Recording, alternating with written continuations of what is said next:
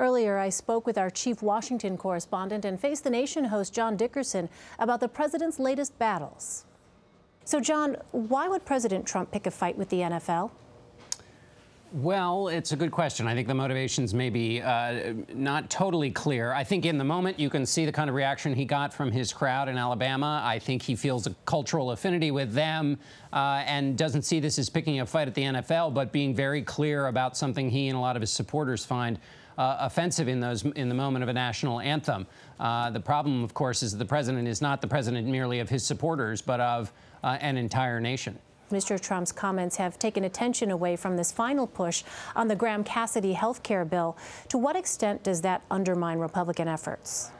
It does get in the way, but the bigger thing in the way of this health care plan is that there don't look like there are enough Republicans to support it because of its structural policy flaws and the fact that the process that's been used, according to Senator John McCain and then today Susan Collins in our conversation with her, the process that's been used is really outside of the normal ways of doing things. And the reason that's a problem is that it leaves no opportunity to address what some people think are catastrophic flaws in this new piece of legislation. I want to turn to foreign policy here. North Korea's foreign minister had harsh words for President Trump at the United Nations yesterday, and the U.S. flew bombers off North Korea's coast.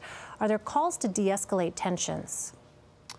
No calls for de-escalation inside the two parties here. The tension here, of course, is that one of the ways the U.S. thinks it might get the North Koreans to the negotiating table is if the North Koreans take seriously the overwhelming force the U.S.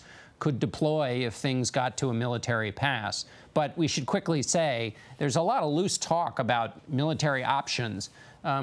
Nobody I've talked to in the Pentagon or experts who know about the military in North Korea thinks that if there was military options, it's clear it would be catastrophic and of a kind that people, most are not alive who've ever seen anything like it. John Dickerson in Washington. John, thanks so much. Thanks, Elaine.